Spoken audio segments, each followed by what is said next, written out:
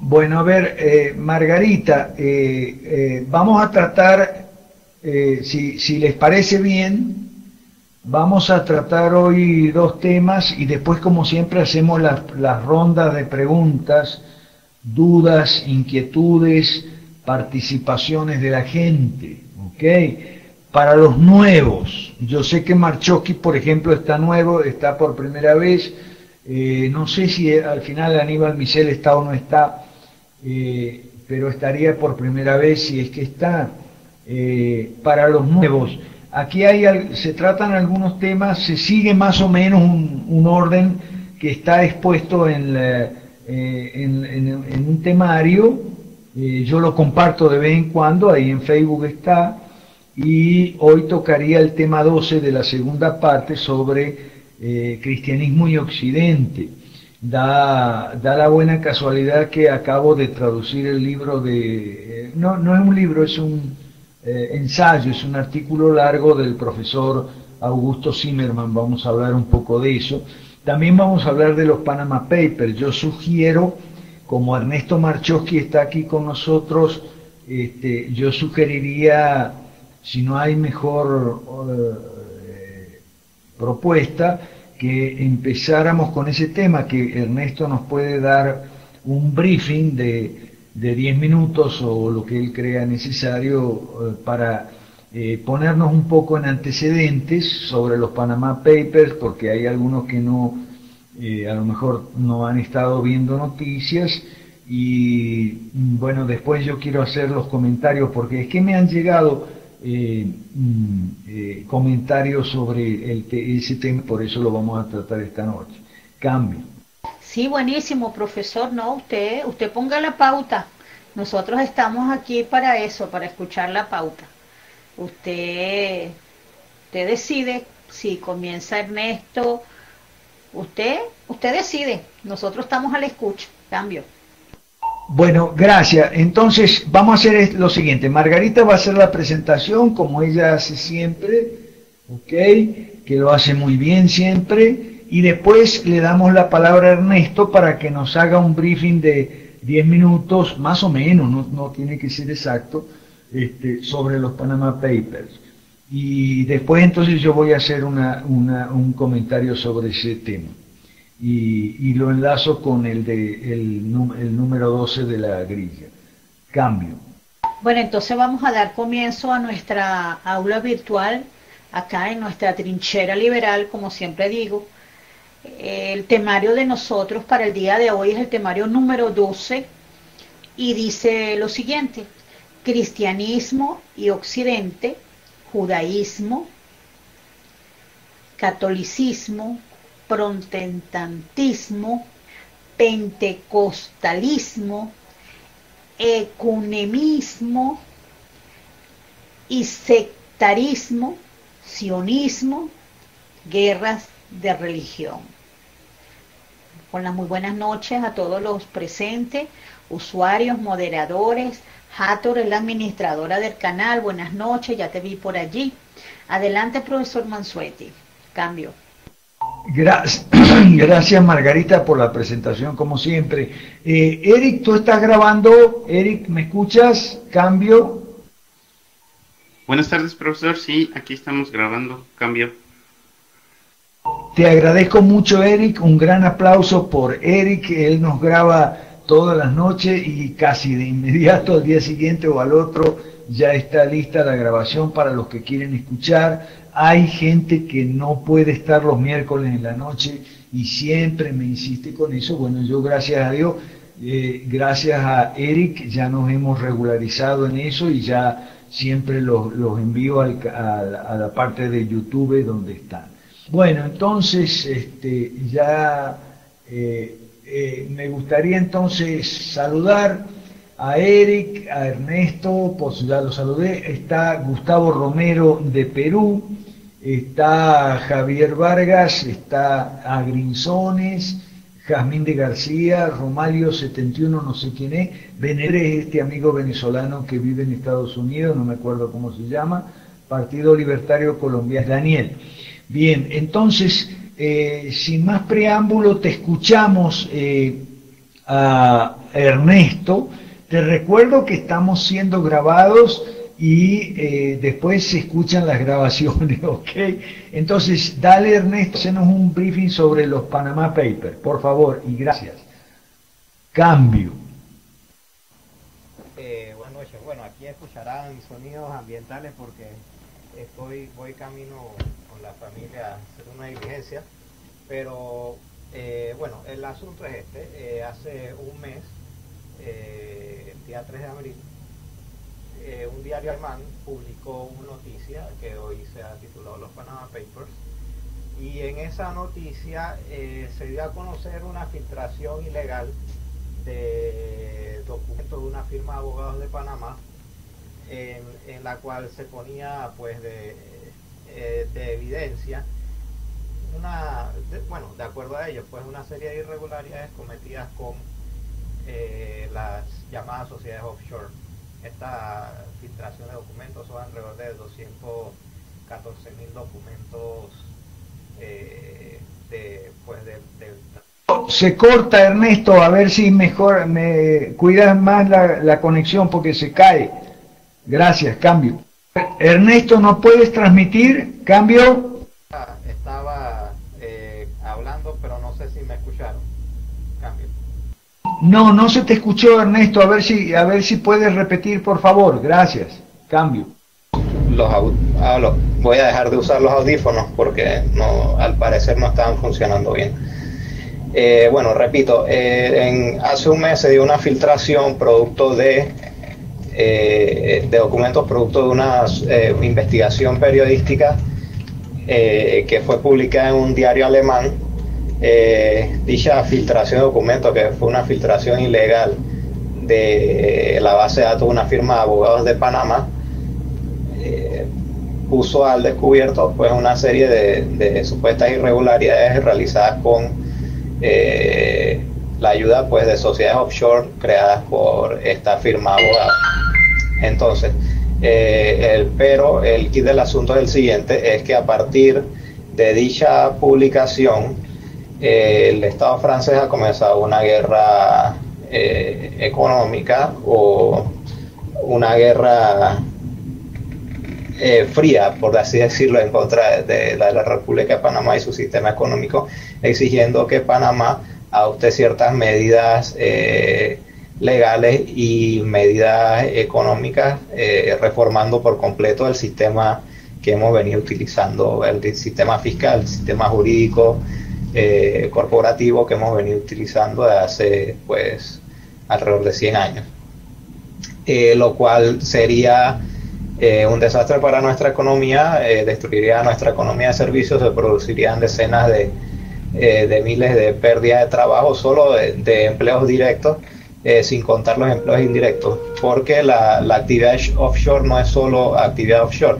La actividad offshore involucra la marina mercante de Panamá e involucra todas las actividades del comercio nacional, que todas las sociedades panameñas son sociedades anónimas. Esa es la figura que aquí por lo general se utiliza. Ellos utilizan sociedades de responsabilidad limitada. Entonces, esto es un tema que no solo afecta, como han querido alegar, a grandes empresarios, sino afecta al pequeño y mediano empresario y a los empleos que los mismos producen. Y bueno, hemos venido publicando pues una serie de opiniones por las redes, y publiqué un artículo hace unos días en el día lunes en la web en el Facebook del Movimiento de Libertad, que es el partido político de información que tenemos con respecto a ese tema, que realmente este asunto, yo pienso que lo que ha hecho es abrir la caja de Pandora para que la socialdemocracia trate de implementar su nuevo orden mundial, es decir, un sistema fiscal uniforme en todos los países, y eso no es admisible.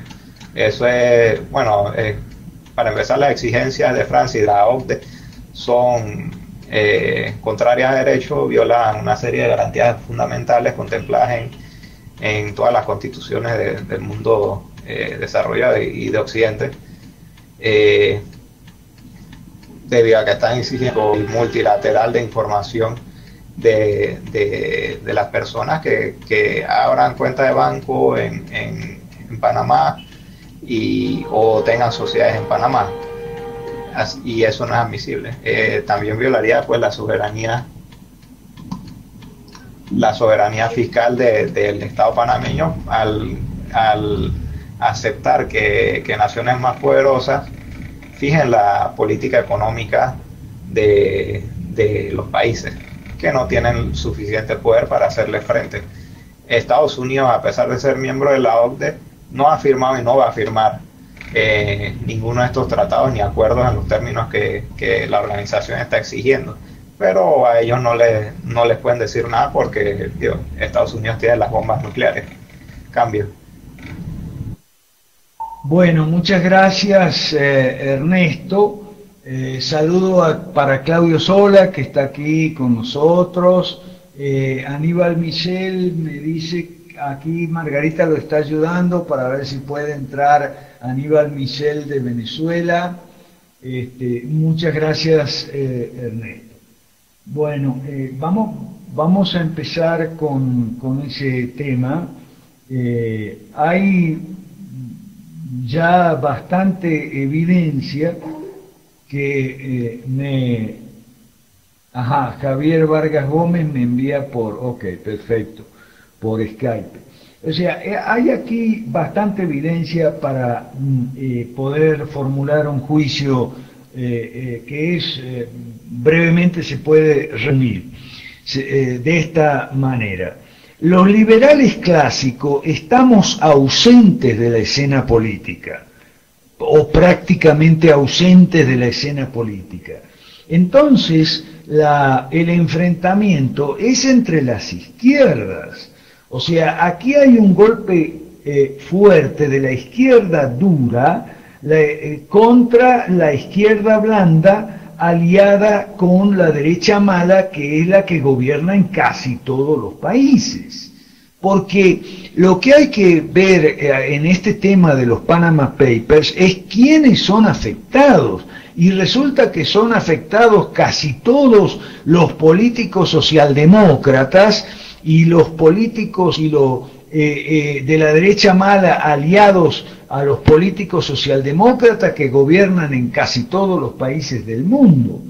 ¿Okay? Entonces, este es un golpe de la izquierda dura que quiere hacerse con el poder. Me refiero a izquierda dura, por ejemplo, Podemos en España.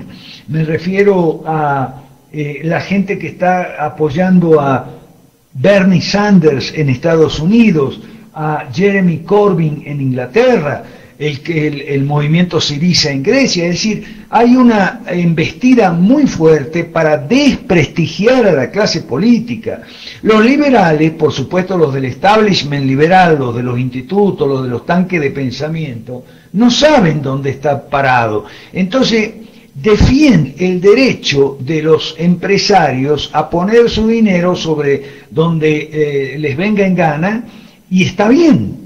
Nosotros también defendemos ese derecho de los empresarios a poner su dinero donde les venga en gana. El problema es que los empresarios capitalistas liberales que han hecho su dinero sirviendo a la gente son cada vez menos. El capitalismo está proscrito, el capitalismo está en retirada, el capitalismo está contra las cuerdas. La enorme cantidad de gente, gente rica que sale afectada porque sale denunciada en los Panama Papers como que evade impuestos, sea culpable de evadir impuestos, son los mismos socialdemócratas que decretaron esos impuestos abusivos y por supuesto ellos no quieren pagarlo. Además ellos tienen otra razón para esconder su dinero. Como ellos la van con la cantaleta de la igualdad y de la redistribución de la riqueza, no quieren que se vea que son ricos. ¿Okay? Entonces esconden su dinero en Panamá. Entonces hay toda una embestida contra la corrupción y los políticos corruptos, contra la casta, como dice Pablo Coletas en España, el de Podemos, Pablo Iglesias.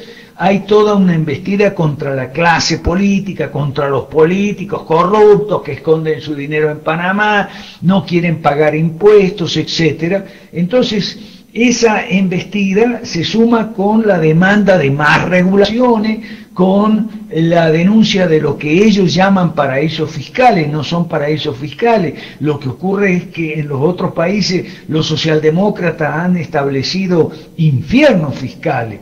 Entonces toda gente que tiene dinero, sea empresario o sea políticos, como en la mayoría de los casos, los lleva a Panamá. Por otro lado, hay información suficiente que yo recomiendo que se vea. Por ejemplo, El Confidencial en España, que es un diario digital, se puede ver mucha información sobre los Panama Papers. De hecho, la entrada en Wikipedia, Panama Papers, así en inglés, pero el contenido está en español, hay muchos datos. Y los datos más importantes es que los afectados son políticos, no son empresarios. Entonces es una embestida de la izquierda dura. Y cuando digo izquierda dura me refiero a estos sectores que he mencionado: Podemos en España, Jeremy Corbyn en Inglaterra y en Estados Unidos Bernie Sanders. Pero también me refiero a la izquierda dura globalista, a la izquierda mundialista. No es casualidad que aparezca el nombre de George Soros. George Soros es uno de los socialistas globalistas que está impulsando fuertemente el gobierno mundial. Y resulta que la Open Society, que es la que maneja George Soros, financia a este supuesto consorcio de periodistas investigativos que ha destapado el caso de los fondos en las cuentas offshore y demás en Panamá. Ese consorcio de periodistas investigativos, que depende de otra institución o ONG llamada Integridad Pública, están financiadas por George Soros. A mí se me ocurre comparar el mundo que vivimos hoy con el mundo de los años 30 en el siglo pasado, que era el mundo del enfrentamiento entre las diversas facciones de los socialistas. Yo me he ocupado siempre en destacar que las izquierdas se llevan muy mal entre ellos, sobre todo cuando no hay ninguna amenaza de una derecha buena como nosotros. Los liberales no están en escena, los liberales están en la luna, los liberales están, como decía Margarita en Maracaibo, ahí discutiendo qué fue lo que dijo o no dijo un pensador del siglo XVIII, y entonces, por supuesto, la escena política la ocupan diversas facciones socialistas que luchan entre sí por el poder y luchan por desplazarse y bombardearse unas a otras. En los años 30 del siglo pasado era lo mismo. Teníamos al socialista Hitler, al socialista Mussolini, al socialista Stalin, al socialista Mao Zedong, y entonces la escena política era una escena de guerra entre socialistas, después, y sin olvidar el socialista Franklin Delano Roosevelt en Estados Unidos.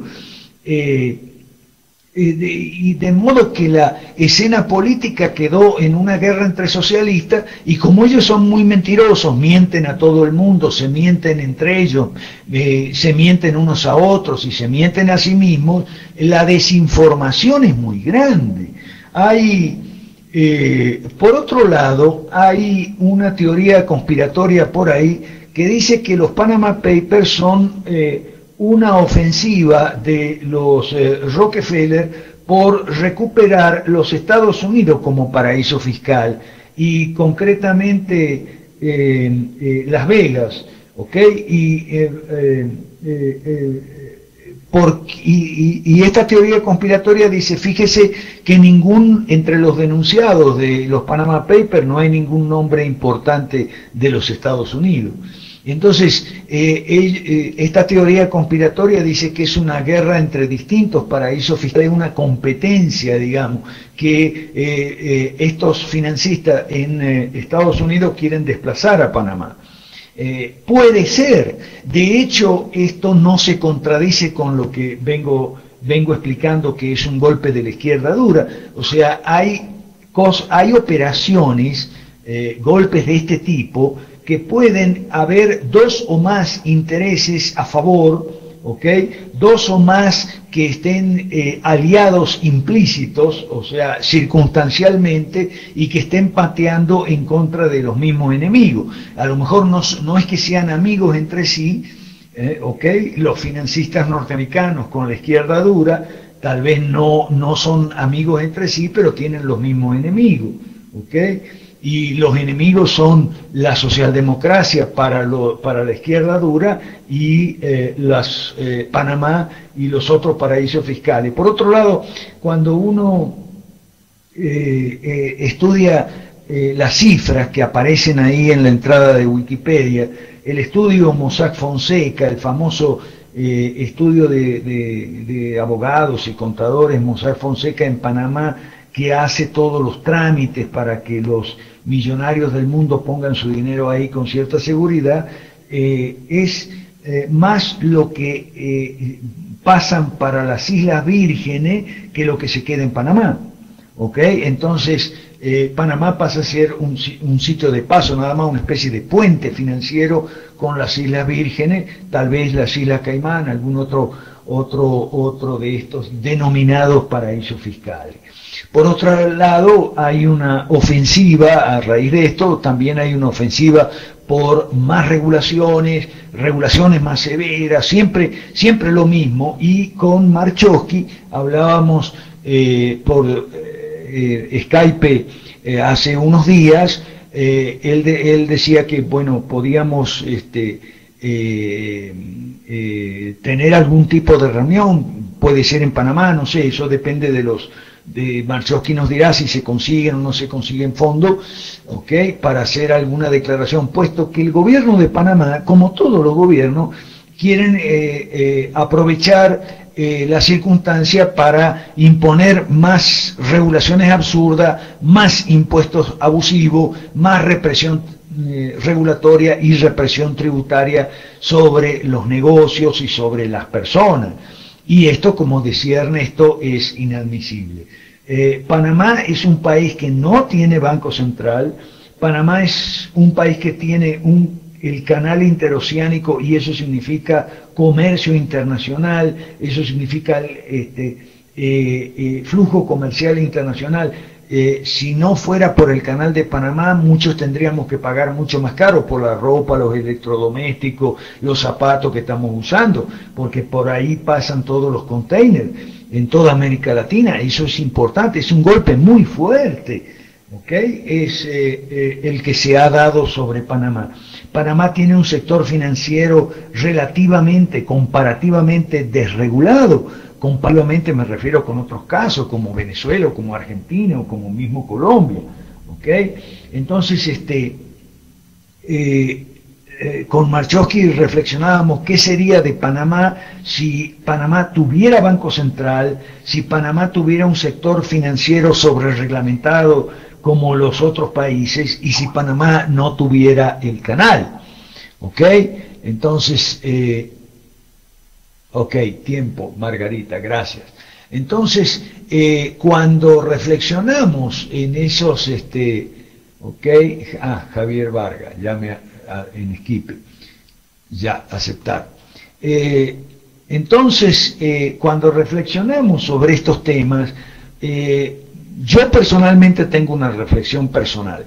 Qué inútiles que son los liberales del establishment, qué inútiles que son esos tipos Montaner, no sirven para nada, viven diciendo que el socialismo ya se terminó, el socialismo está derrotado, y resulta que el socialismo está más vivo y coleando y haciendo más daño que nunca. Los liberales estamos lamentablemente fuera de la escena política porque ellos, los tanques de pensamiento, secuestrados por los economistas que solo ven la economía y no ven nada de política, nada de ética, nada de filosofía, nada de historia, han pasado casi 70 años aconsejando que no hagamos política, que la política no, que mejor el mundo de las ideas, así como contaba Margarita en Maracaibo. Entonces, bueno, ahí tenemos el resultado. El socialismo no solo está vivo, está agresivo, está fuertemente agresivo, al punto de que los socialistas se agreden entre ellos. La izquierda dura le muerde el trasero a la izquierda blanda, y eso es lo que tenemos con los papeles de Panamá. ¿Ok? El dura mordiendo el blanda, mientras los liberales estamos ausentes de la escena política. Seguramente Claudio Sola y Gustavo Romero de Perú tendrán algo que decir, así que voy a cortar aquí mi perorata por el momento y voy a hacer lo que siempre hacemos, abrir el micrófono para los comentarios, dudas, preguntas, sugerencias, observaciones, los que quieran contar experiencias, en fin. También está este espacio de los miércoles, 2 horas cada semana, es para todos nosotros, así que cambio y escucho como siempre. El estilo es que yo voy a ir, cada uno va, eso sí, por favor, me dice claro el nombre y el país, y hace su intervención, después en otro, yo lo voy anotando aquí y trato después de hacer un comentario al respecto. Ya estoy cortando el papel, aquí se está oyendo el ruido. Entonces, cambio y escucho. Muchas gracias. Romalio 71 es Román de la Rosa de los Santos. Saludos a todos. Saludos, Román. Román es de Tabasco, es el líder de las 5 Reformas México. Gracias y saludos, Román, para toda la gente allá. Cambio. Saludos, profesor, saludos a todos. Estamos aquí en San Isidro con Samuel Bernardo escuchando, Manuel Cuyampe y también Gustavo Romero. Un saludazo muy especial para todos. Yo quería que, con tu permiso, profesor, y el permiso de la audiencia, ver si es posible compartir una casuística que está pasando en este momento con el grupo de la izquierda, para ver si lo podemos usar como ejemplo y también como consejo, porque ustedes saben que estamos en plena campaña con el voto blanco. ¿Es posible, profesor, con el permiso de todos también? Sí es posible, pero si apagas un poco ese piano que tienes de ruido de fondo ahí. Gracias, te escuché. Apaga el piano y escuchamos. Gracias. Cambio. Venga. Bueno, mira, profesor, y a todos nuestros amigos.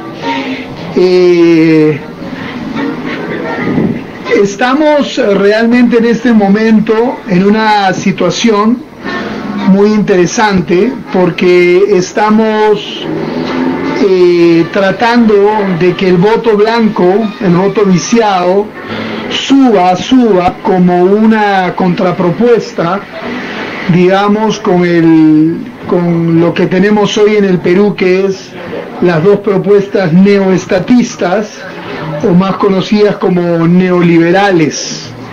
¿Me copian? Sí, te copiamos, pero pudieras apagar un poquito el ruido de fondo, o no sé, de alguna manera, porque hay mucho ruido de fondo ahí donde tú estás. Cambio. Profe, lamentablemente nos hemos puesto en un lugarcito donde se escucha menos, porque nuestra señal en la oficina se cayó completamente y tuvimos que venir a este espacio, que es casi privado porque el patio está casi vacío. Si es que les molestara mucho, tendríamos que irnos afuera, pero perderíamos la señal. No sé si es soportable. Bueno, está bien, pero entonces hacelo breve, tratar de resumir. Gracias, cambio. Bueno, básicamente es lo siguiente. Ustedes, no sé si conocen al padre del presidente, se llama Isaac Humala. Él es un etnocacerista, socialista ultranza, acérrimo, fuertísimo, ¿no? Y hace algunos años atrás, defendiendo nosotros, digamos, la propiedad del subsuelo de los morocochanos, un grupo de la izquierda se sumó a esta lucha que nosotros iniciamos, porque los morocochanos querían que exista la minería, pero cuando escucharon nuestro mensaje liberal, la querían aún más porque sabían que las ganancias iban a ser para ellos. Los amigos socialistas se juntaron con nosotros para defender supuestamente la propiedad también, pero ellos con su mensaje ambientalista. Al final, estos socialistas nos terminaron sacando del camino y ellos tomando digamos, el protagonismo, y al final no se logró nada, más que simplemente unas protestas, ¿no? Hoy hemos tenido la oportunidad de conversar con Isaac Humala, el padre del presidente. Yo mismo conversé con él hoy, porque él también está diciendo voto blanco.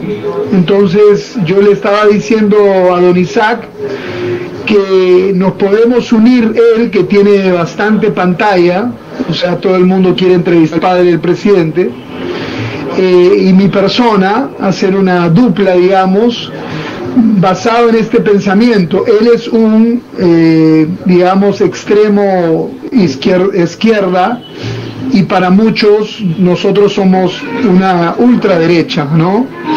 Pero que estamos unidos en un enemigo en común, digamos, que es este neoestatismo o neoliberalismo. Y a él le pareció muy bien salir a la prensa, invitar por su parte a algunos y nosotros por nuestra parte a otros líderes, para hacer una contrapropuesta fuerte, de contarle a los peruanos que si no quieren ninguno de los dos candidatos pueden votar por el voto blanco, ¿no? Entonces queríamos escuchar tu consejo, ya que tú conoces muy bien cómo se mueve el socialismo, sobre todo porque nosotros estábamos diciendo que el tercer candidato era el voto blanco, y don Isaac Humala empezó a decir, no, que el tercer candidato sea la Constitución del 79. Entonces le dije, no, para eso no he venido yo. Entonces yo le dije, para eso no he venido a reunirme con usted, don Isaac. Nos hemos venido a reunir básicamente para dos cosas. Creemos en el voto blanco y creemos que tenemos un enemigo en común. Entonces se supone que mañana vamos a hacer un documento basado en esos dos puntos, y quisiera escuchar, profe, a manera de aprender y advertencias o consejos con respecto a esto. Te escuchamos. Hey, bueno, perfecto, yo lo entendí por lo menos, pero aclaremos algunos términos para los que no conocen el Perú. Morocochanos son de un pueblo, de una ciudad que se llama Morococha, ¿ok? Es en la zona minera, y la izquierda hace atentados y marchas de protesta y bloqueos de carreteras en contra de la minería, muchas veces allí en Morococha. Y allí en Morococha estuvimos los de Perú Nuevo, yo digo, bueno, espiritualmente, ¿no? Estuvo Claudio y Samuel Bernardo, saludo, Manuel Cuyampe, saludo, estuvo predicando el mensaje liberal clásico de la propiedad privada del subsuelo, y eso tuvo mucho eco. Eso es un ejemplo que el año pasado lo destacamos mucho,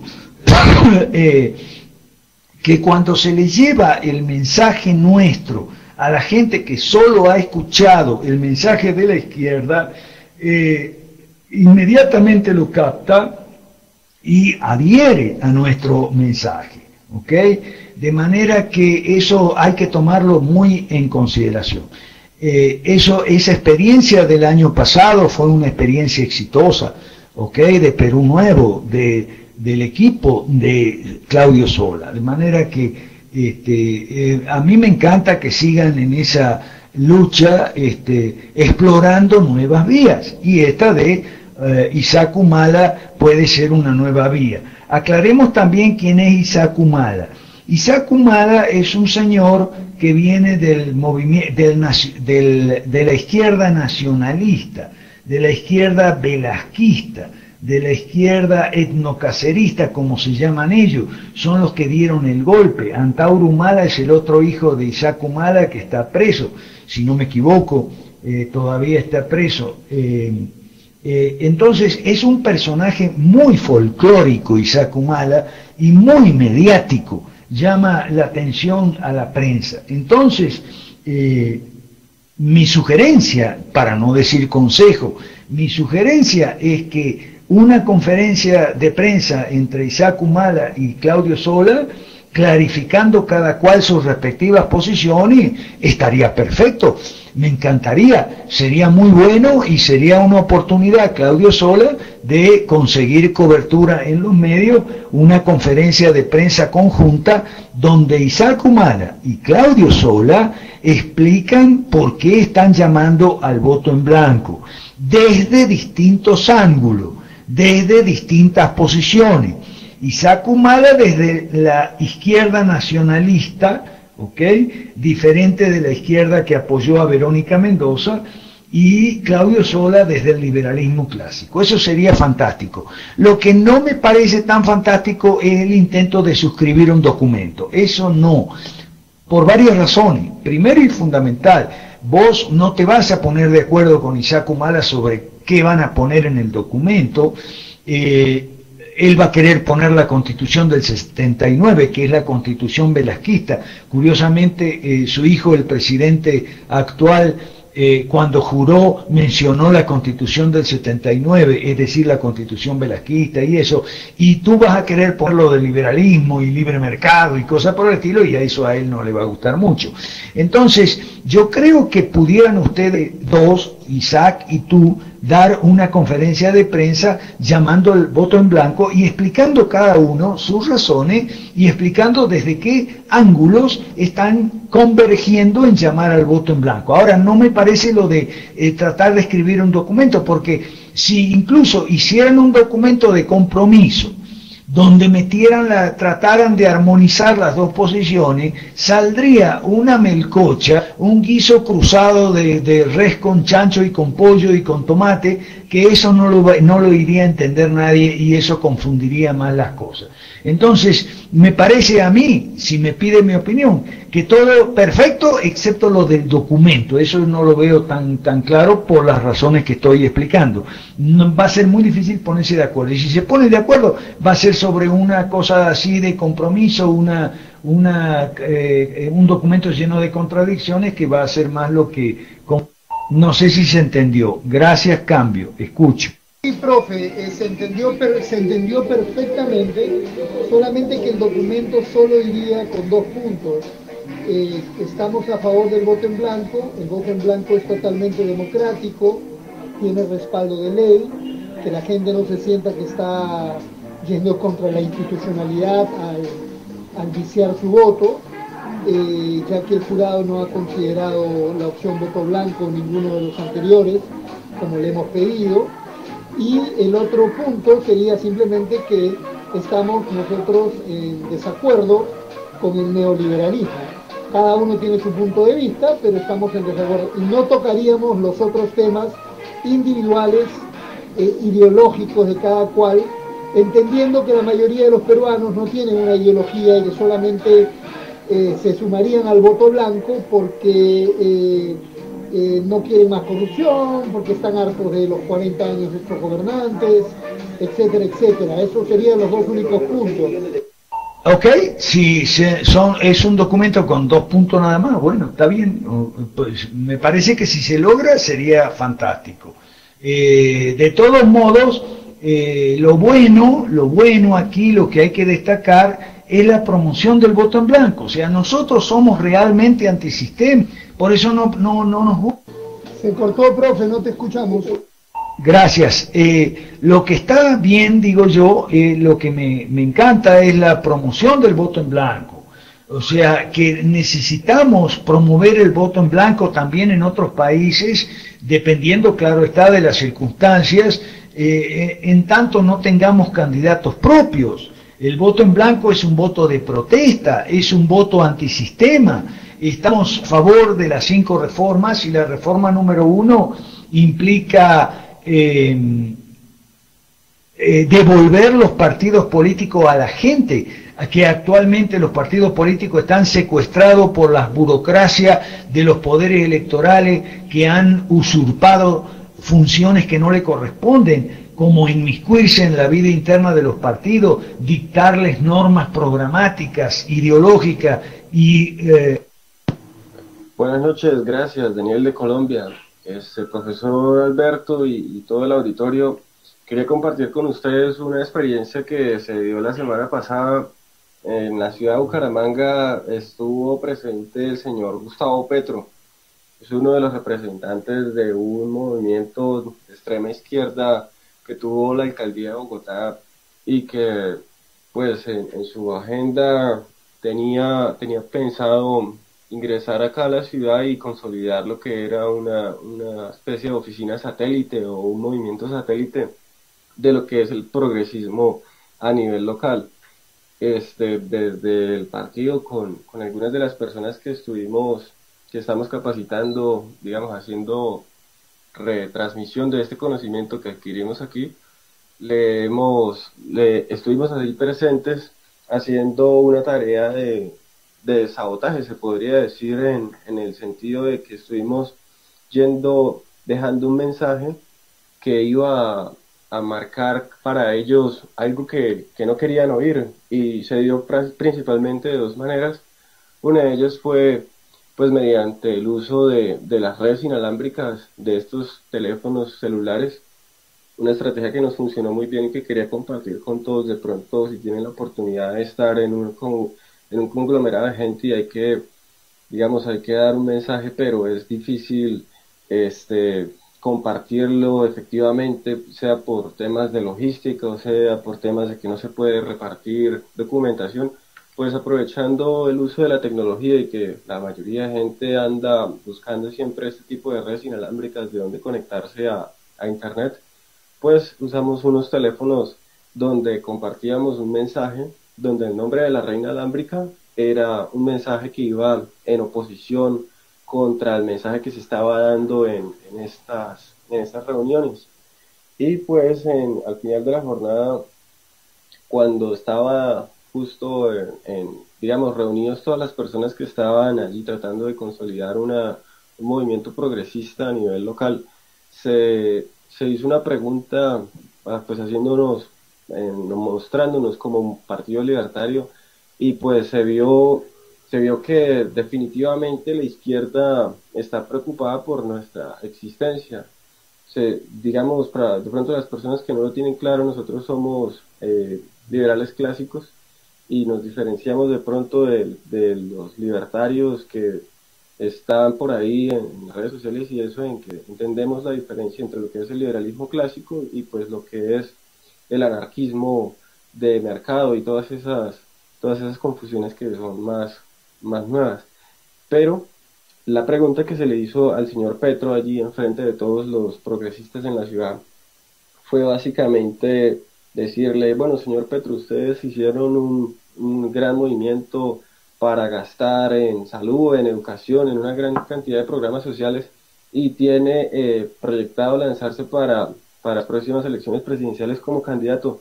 ¿Cómo piensa usted pagar todos esos programas que está sacando? Y pues este señor Petro, en la presencia de todas las personas que estaban ahí, se sintió, no sé si amenazado o se sintió vulnerado en la forma en la cual se hizo la pregunta, porque se notó que le incomodó.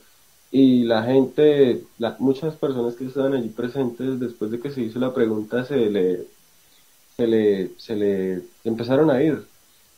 Entonces, creo que son dos experiencias que vale la pena recordar como herramientas para hacer información, y es contra estas ideas de izquierda, el neoestatismo y el neoliberalismo. Y son estas dos, básicamente, el uso de la tecnología, por ejemplo, estas redes inalámbricas que uno puede activar desde el teléfono propio y que la gente las ve casualmente, es una manera fácil de llevarles un mensaje. Y por otro lado, estos movimientos de izquierda ambientalistas y de todo tipo que se están moviendo, preguntarles por el lado económico cómo piensan pagar por todo esto, tratando de encauzarlo hacia que la gente pueda comprender que tiene que subirse los impuestos necesariamente para poder pagar todos estos programas de asistencia estatal y todos estos subsidios. Muchísimas gracias, ese era el aporte que quería compartir. Cambio. Muchas gracias, Daniel. Muy instructiva tu intervención, tu participación. Lo de las redes inalámbricas yo no lo entiendo muy bien porque la parte tecnológica no es mi fuerte, pero estoy seguro que aquí hay gente que conoce de eso, y como Gustavo Romero, por ejemplo, y que a lo mejor tiene algo que decir, así que cambio y escucho, o si hay alguien que quiere o para otro tema también, cambio y escucho. Gracias. A ver, ¿me refiero al tema de las redes inalámbricas o al tema de Soya, el tema de Isaac Humala allá en el Perú, las elecciones, o el tema de los papeles de Panamá? Gracias, cambio y escucho. O otro tema, porque si no hay, empezamos un poquito con el tema de la grilla, el tema número 2. Cambio y escucho. Bueno, sí, profe, en el historial de las personas que tienen celular, igualmente PC, pueden ver una pancartica que acaba de compartir con todos nosotros Elisa sobre Humala, lo de Perú, lo que comentaba Claudio Sola anterior. Y de las redes inalámbricas, profesores, las redes por Wi-Fi, que no necesitan, digamos, algún tipo de cable, sino el Wi-Fi. Y bueno, sí, si hay alguna otra pregunta, es interesante que la realicen, o cualquier otra duda que tengan. Puede ser sobre los papers, como decía el profesor, puede ser sobre lo que comentó Sola, o, bueno, las redes inalámbricas. Yo entiendo redes inalámbricas, Wi-Fi. Es lo único que sin cable. Cambio. Buenas noches, aquí Telma desde México. Dos preguntas sobre el voto en blanco, que pudiera, profesor Mansuetti, decirnos, o a mí en lo personal, algún artículo o dónde más puedo saber al respecto. He comentado esto del voto en blanco con algunas personas aquí, y pues sí hay preguntas, hay interés, y quisiera documentarme más al respecto. Y segundo, sobre los Panama Papers, estuve estudiando esta tarde, leyendo algunos análisis, viendo algunos videos, y algunos comentaristas hablaban sobre el derecho de la sociedad a estar informados, el derecho a la información, pero también escuché la otra parte del derecho a la privacidad. Entonces, ¿cuál sería ahí la postura del liberalismo clásico? Hasta ahí, ¿no? Porque eso de que toda la sociedad tener derecho a toda la información, aún echando mano de métodos ilegales, pues no suena muy bueno en lo personal, ¿no? Pero sí quisiera ser un poquito más orientada al respecto. Gracias. Gracias, Telma. Cambio, está anotado. Cambio y escucho alguien que quiere intervenir. Gracias. Cambio. Buenas noches, profe. Luis Agrinzones de Venezuela. Bueno, el otro día tenía una conversación en clases con mi profesor de cálculo numérico, que pues no teníamos, habíamos terminado la clase antes, y como él es muy conversador con nosotros y tiene esa relación de conversar de temas en general con nosotros sus estudiantes, nos pusimos a hablar un poco sobre temas empresariales hasta que llegamos al punto de la economía, y hubo una parte en la que él menciona que el Estado nunca es buen empresario. Y entonces yo le digo, por supuesto, el Estado ni siquiera es buen economista, no debería manipular la economía. Entonces él nota esto como algo muy curioso y dice, claro que no, el Estado sí sirve para eso, porque para eso está el Banco Central. Yo le respondo que no, porque o sea, el Banco Central es la herramienta con la que el Estado, por decirlo así, arruina la economía de una nación. Y él simplemente en su defensa, como que no encontró más que decir, dice que pues, bueno, dime qué país ahorita no tiene Banco Central. Fue lo único que hizo en su defensa, y mi pregunta aquí es, o sea, tengo entendido que hay algunos países que sí no tienen, pero quería saber a partir de qué momento en la historia, de qué fecha específica se volvió el status quo de que la mayoría de los países del mundo posean Banco Central. Cambio. Gracias Telma, gracias Grinsone, está anotado. ¿Quién más? Cambio, escucho. Buenas, profesor, nuevamente aquí de Panamá. Disculpen el ruido que hay afuera. ¿Qué países no tienen Banco Central? Panamá no tiene Banco Central. Y los bancos centrales, si mal no recuerdo, empiezan a aparecer en la década de los 10 y los 20 a nivel mundial.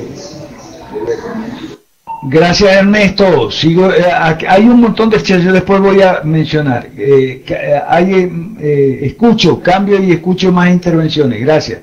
¿Alguien más? Cambio y escucho. Sí, bueno, yo quería, yo escuchaba Sin Miedo hablar de un grupo de Maracaibo que la verdad no sé cuál es. De hecho, yo pensaba que nosotros éramos los únicos liberales, el único grupo liberal de Maracaibo. No sé si Sin Miedo podría decirnos cuáles son, porque la verdad, a menos que se refiera a nosotros y yo no me haya fijado, no me haya sentido aludido. ¿Qué grupo es ese, Sin Miedo? Disculpa que la pregunta tardía, tenía rato buscando en el historial, en lo que habías comentado arriba, porque la verdad no me fijé cuando lo comentaste. Cambio. Bueno, son, con el permiso del profesor, ¿no?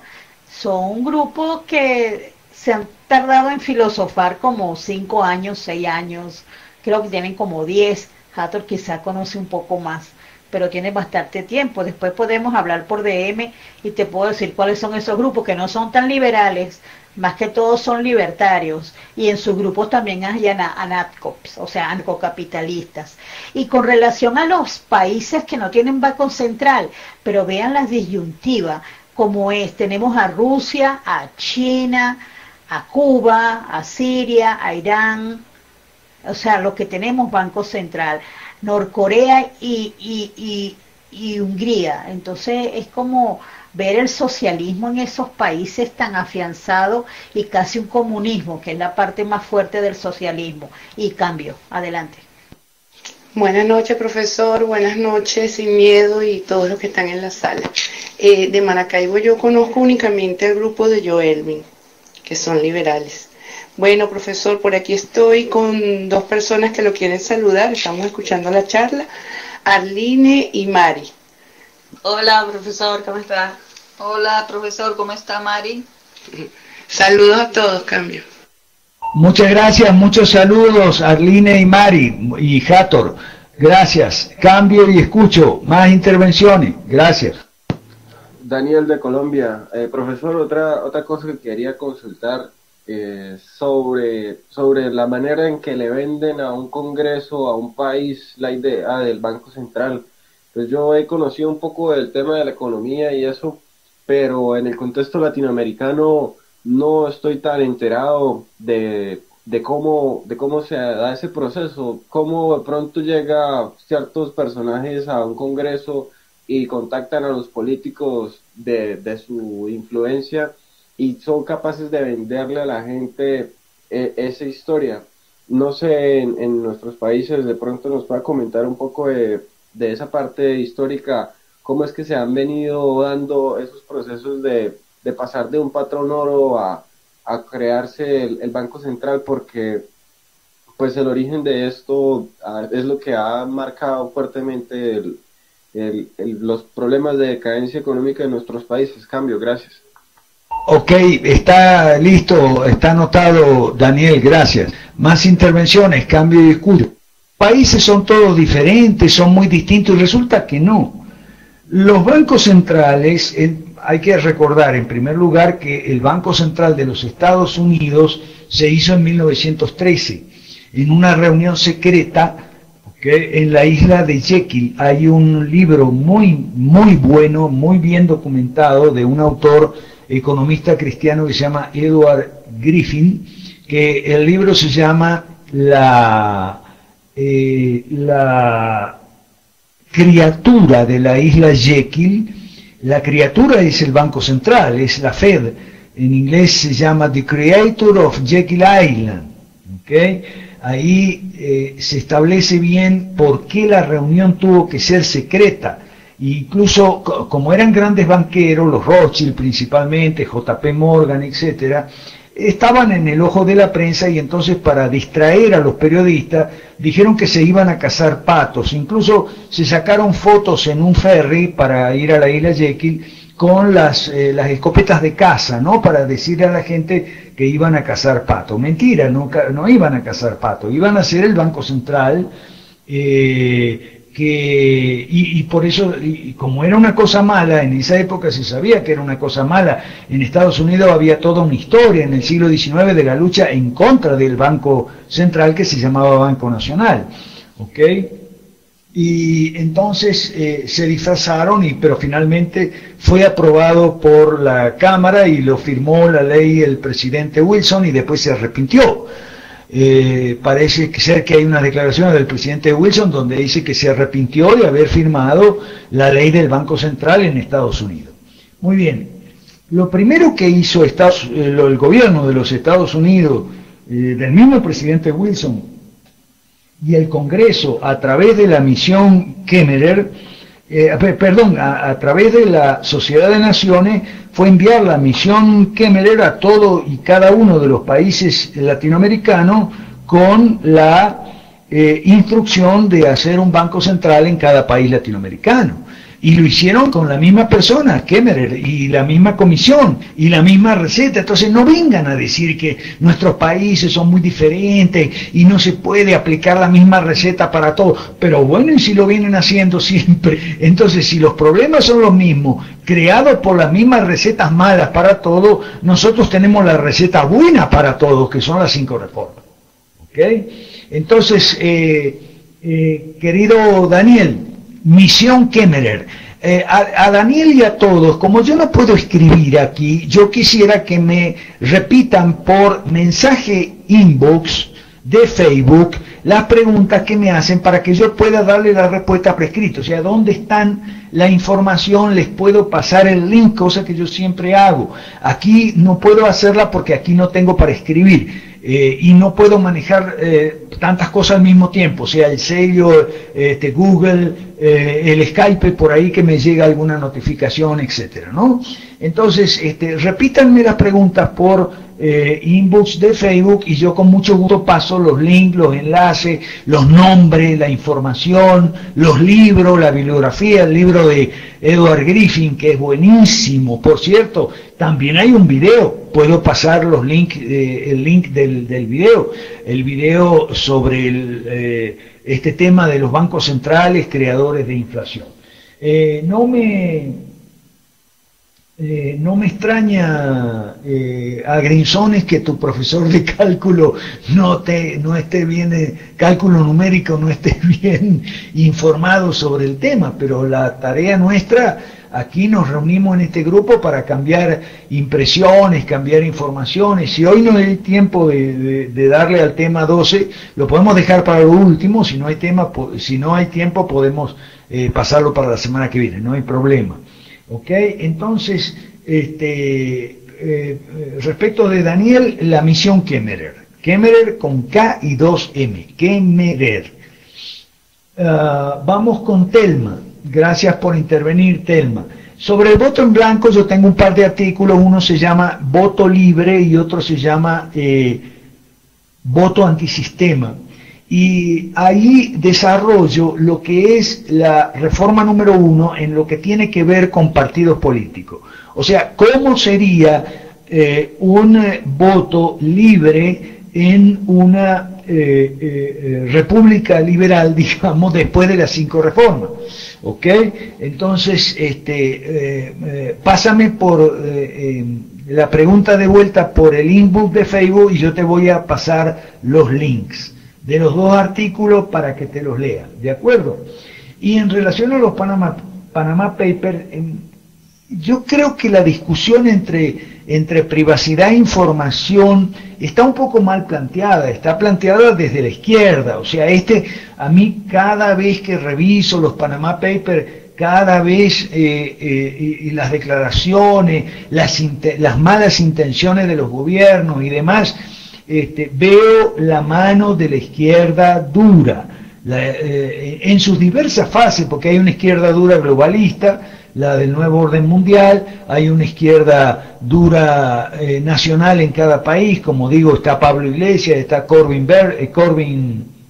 Jeremy Corbyn en Inglaterra, está Bernie Sanders en Estados Unidos, etcétera, está en Colombia, o sea, hay una izquierda dura en cada país. Como digo, la izquierda no solo no ha muerto, sino que está de lo más agresiva y atacona o atacadora, dado que no encuentra resistencia prácticamente. O sea, la escena política está dominada por la izquierda gobernante, que es el sector de la izquierda blanda, generalmente, o salvo países como Venezuela y demás, donde la izquierda dura es gobierno. Por cierto, salió un poco golpeada porque hubo varios funcionarios chavistas mencionados en los Panama Papers, pero yo quiero... Profe, se le cayó, cambio. Diciendo que, por eso no puedo atender varias cosas al mismo tiempo, estaba diciendo que hubo funcionarios chavistas salpicados, enlodados con esto de los Panama Papers, pero quiero recordar una cosa que es muy socialista, que son las purgas. O sea, los socialistas viven compitiendo mucho por el poder entre ellos.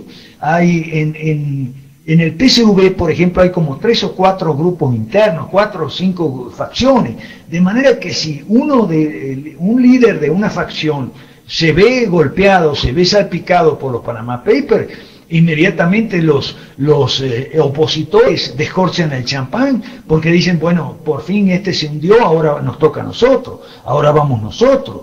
O sea, la política socialista es tremendamente sucia, tremendamente agonal, es decir, conflictiva. Ellos pelean a cuchillo. Muchas veces las peleas a cuchillo no salen en la prensa, o sea, ellos se cuidan de que el combate sea sordo, o sea, sin hacer ruido, sin que se vea. Las patadas se dan por debajo de la mesa y los mordiscones, ¿ok? Y los puñetazos y los salivazos y tal. Entonces, eso en los años 30, cuando en la época de Stalin había purgas, o sea, en todos los partidos comunistas que eran gobernantes, cada tanto quitaban a uno y ponían a otro, sacaban un grupo y ingresaba otro. Eso es común en el socialismo. De manera que si hay algún salpicado del régimen chavista, eso no va a significar que se acabó el chavismo en Venezuela, ni mucho menos. Al contrario, el socialismo se fortalece con esas purgas porque aparecen caras nuevas y ascienden a la cúspide caras nuevas, y entonces la gente se renueva su confianza, renueva su crédito de confianza, les tiende otro cheque en blanco. Supongamos que mañana salga Maduro del Palacio Miraflores y entre, qué sé yo, Aristóbulo, Diosdado, cualquier otro tipo de eso, bueno, sería un oxígeno para el socialismo. Y si entraran los socialistas de oposición, tipo el socialista Caprile, el socialista Leopoldo López y su mujer, la socialista Lilian Tintori, sería un triunfo para el socialismo, porque eso serían socialismo con caras nuevas. Ve, qué bien, ahora sí va a funcionar, etcétera, etcétera. No sé si me explico, si soy claro en relación con esto. La pregunta de Telma era sobre la información, pero claro, es que ahí está uno de los problemas de los Panama Papers es que, como siempre hacen, mezclan las cosas y hacen culpas por asociación, ¿ok? Entonces dicen, los ricos llevan su dinero a Panamá, ok, pero ¿quiénes son los ricos? Y ahí entonces aparece, una cosa es el rico que hizo su dinero en forma, en la buena forma, digamos, sirviendo a la gente a través de los mercados, y la gente prefirió su producto y por eso duró mucho y se hizo rico. Eso no tiene nada de malo, ¿ok? Otra cosa es el político corrupto que saca dinero y es una cosa totalmente distinta, que asalta el tesoro público. Otra cosa es, eso sería lo blanco y lo negro. Después estaría lo gris, que sería el caso del lavado de dinero procedente del narcotráfico. Eso sería gris en el sentido de que no es ni blanco ni negro. Ya sabes que la posición nuestra es la despenalización de la droga, la posición de los liberales clásicos, pero en el marco de las 5 reformas, ojo, en el marco de las 5 reformas, porque el narcotráfico es un problema distinto al problema de la droga. Es decir, el problema de la droga no se resuelve con el problema del alcoholismo, no se resolvió con la ley seca en los Estados Unidos años 20, ¿ok? Entonces, cuando hablamos del derecho a la información, momentito, si yo gané mi dinero limpiamente, no tengo que informar a nadie. Ahora, si yo saqué mi dinero del tesoro público a través de la corrupción, porque yo no soy empresario, soy un político, ahí ya son cosas distintas. El problema con los Panama Papers es que está mezclando el aserrín con el pan rallado, ¿ok? Y haciendo culpable por asociación a todo el mundo. Vamos ahora con fechas de Banco Central. Ya te dije, ese PDF sobre la misión Kemmerer es muy bueno. Pásame la pregunta por Facebook y el inbox, la mensajería, y yo te doy el link para que lo veas. Una palabrita nada más sobre el grupo de Maracaibo. Yo no sé exactamente a quiénes se refieren. A Joelvin lo conozco personalmente. Además hay un grupo en Maracaibo y otro en Maracay. No todos son anarcocapitalistas, algunos sí, pero ninguno de ellos tiene lo que tenemos nosotros, que son las 5 reformas, y es donde tenemos que insistir. En las 5 reformas, en la derogación de las leyes malas, en la rehabilitación de las constituciones liberales, ¿ok? En eso tenemos que insistir porque ellos no tienen nada. Ellos están igual que la izquierda, no tienen propuestas atractivas. La izquierda ha fracasado en todas sus propuestas y ahora está buscando el ambientalismo, los derechos reproductivos, etcétera, etcétera. Está buscando una nueva agenda porque la gente está pasando mucho hambre en los países socialistas. Yo puse algo sobre Zimbabue, es interesante esto, lo de Zimbabue. En la época de Ian Smith, la economía agropecuaria, en el sector agropecuario de la economía en Zimbabue era floreciente, era llamada la despensa de África, porque Zimbabue exportaba alimentos a otros países africanos y a otros países del mundo. ¿Okay? El hambre viene con el socialismo, eso es importante, por eso es que el Papa Francisco llama las cosas por su nombre y dice, es que hay que ser pobre.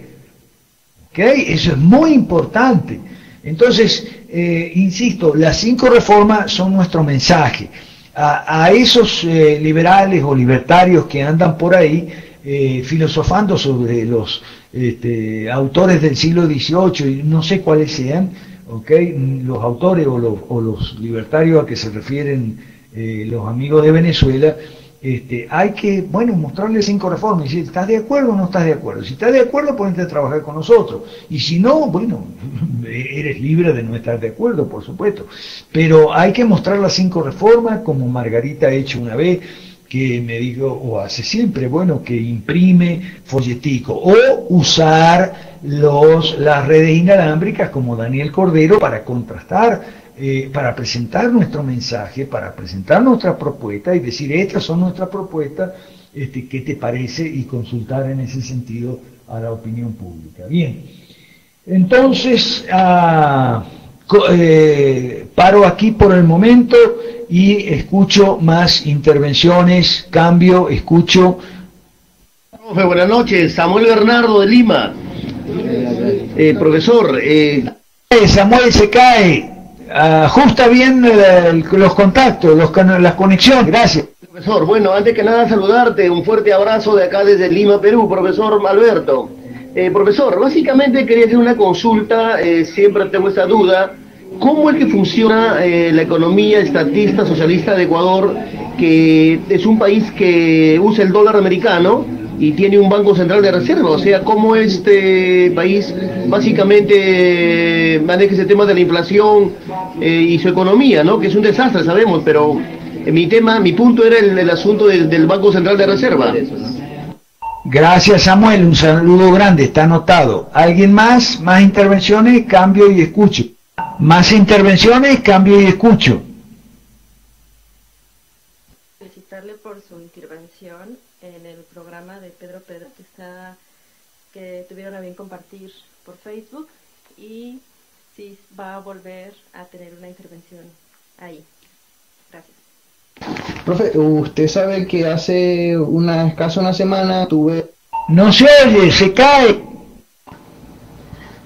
Él fue muy amable de facilitarme bastante información, bastante documentación sobre ciertos autores ingleses y otras de su autoría, que bueno, fueron bastante... No te escuché, repite por favor, gracias. No se escucha, no sé de quién hablas.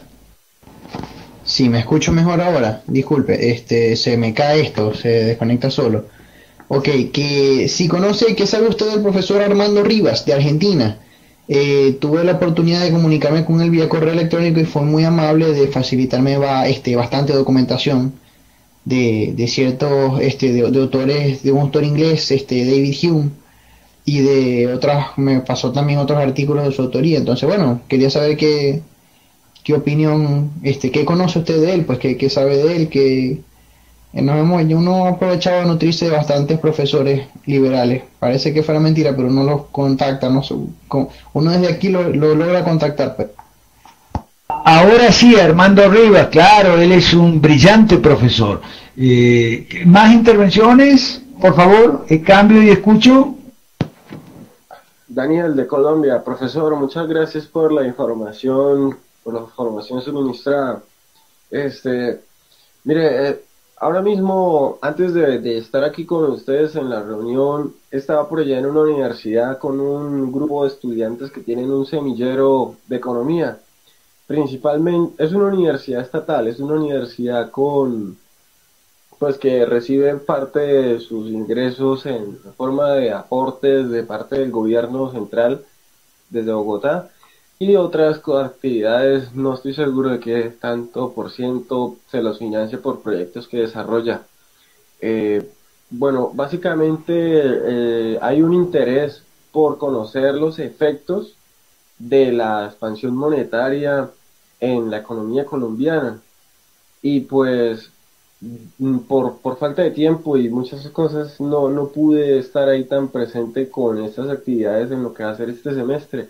Lo que quería consultarle, ¿usted conoce fuentes bibliográficas que puedan hablar de este tema, de la expansión monetaria en Colombia? ¿Vale? Muchas gracias, cambio. Profe, yo quería aprovechar para ver un tema quizás práctico, que nosotros vamos a arrancar, que arrancan el día 6 de junio, con una previa clase que es el lunes 30, una clase introductoria, en la cual en algunos momentos tú vas a participar, en otros momentos va a participar Charles Philbrook y otros amigos liberales que tú mismo estás coordinando conmigo para invitar. Digo esto porque en mi calidad de monitor, digamos, de esas clases de los lunes, con cargo a obligación de asistir a estas clases de los miércoles a todos los alumnos, tanto presentes como del ciberespacio que van a estar fuera de Lima, o sea, en el Perú. Yo simplemente como un tema práctico pregunto si quizás alguno de los liberales que estamos participando tienen algunos amigos o principiantes, alumnos o gente que quiera aprender el LC100, el básico, ¿no? Los 12 famosos videos que nosotros tenemos con exámenes y todo, que una vez diseñamos aquí en Lima. Entonces, digamos, para los que quieren empezar de cero el liberalismo, nosotros vamos a arrancar esas clases y se pueden conectar con nosotros. No sé si vale la pena, digamos, la invitación a través de este espacio, pero la hago extensiva de todas maneras, obviamente con el permiso de todos y tu permiso, profesor. Claro que sí, por supuesto, excelente iniciativa. Ok, todos los que nos están escuchando se pueden comunicar con Claudio Sola. Su Facebook es 5 millones de mentes. Por ahí aparece siempre 5 millones de mentes y él normalmente contesta los mensajes, así que se pueden comunicar. Yo le sugería a Gustavo Romero que abra un canal, eso sí, que abra un canal de sello que puede ser 5 Reformas Perú, ¿ok?, para usar ese canal. En cuanto al lunes 30, yo voy a estar en mi primer día de mi segundo viaje misionero a Santa Cruz. Quiero aprovechar para comentarles que estamos avanzando mucho en Bolivia aquí. Acabo de tener, antes de venir para acá, una excelente reunión con la secretaria general de ANDEB, que es la Asociación de Evangélicos, Pastores, Iglesias, Líderes Evangélicos de toda Bolivia. Estuve con ella reunido porque ella es de Santa Cruz, pasó por aquí por Cochabamba para diligencias personales, y aprovechó entonces para tener una hora de conversación conmigo donde congeniamos muchísimo en muchas cosas, y entonces ella está preparando lo que sería mi segundo viaje misionero a Santa Cruz para toda la semana entre el 30, la que comienza el lunes 30 de mayo. ¿Ok? Entonces eso a mí me llena de satisfacción, porque en Bolivia la verdad es que las cosas han tenido tropiezos el año pasado, pero gracias a Dios este año amaneció muy bien para nuestro trabajo en Bolivia. Y como digo, hay mucha gente que está esperando mi viaje para esta semana que les digo, la semana del mes 30, y vamos a tener una excelente oportunidad ahí, porque ya la secretaria general de ANDEB se involucró en el asunto y está convocando y está invitando a la gente, pastores, líderes cristianos y también no cristianos. No evangélicos me refiero, católicos y gente del público en general, que va a ir a 3 reuniones donde vamos a tener, ya pautamos fecha, hora, lugar, todo, así que si Dios quiere eso, voy a estar ocupado en esa semana que comienza el lunes 30 de mayo. Ahora, me parece excelente la iniciativa de Claudio y les invito a todos a ponerse en contacto con él a través de 5 millones de mentes, y después me gustaría que Gustavo nos dijera si se va a abrir ese canal sello o no. Para mí creo que sería lo más práctico, no sé qué piensa Gustavo o qué piensa Claudio, no sé. Vamos ahora con lo siguiente. Daniel, ya te dije, hay muchos autores, está Sabino, está Filbrook, está Chernicki, pero no te los puedo escribir aquí. Pásame por el inbox de Facebook la pregunta y yo entonces te voy a escribir los nombres de los que han estudiado la expansión monetaria en distintos países de América Latina y los estudios que han hecho, por lo menos los que se puedan conseguir en la internet, que hay muchos que se pueden conseguir, no todos por supuesto, pero sí se pueden conseguir, y son estudios interesantísimos. ¿ok? Yo te los voy a pasar, solo me recuerdas en la mensajería de Facebook. Y tú también, Telma de la Cruz, por cierto, también recuérdame en mensajería de Facebook el tema tal, y yo te paso los links, yo te paso la bibliografía, el material que sea necesario. Samuel, qué importante esa pregunta que hiciste sobre Ecuador y el dólar. Profe, se le cayó su audio, lo que estaba hablando, y Joao, a usted tampoco se le pidió cambio. ¿Aló? ¿Me escucha ahora? Ok. Gracias, Samuel Bernardo, por el tema de Ecuador. Hay que tocar el tema de Ecuador. Pasa lo siguiente, vamos a resumir un poquito. La dolarización la encontró Correa, fue un tema heredado, digamos, y Correa no pudo echar atrás la dolarización.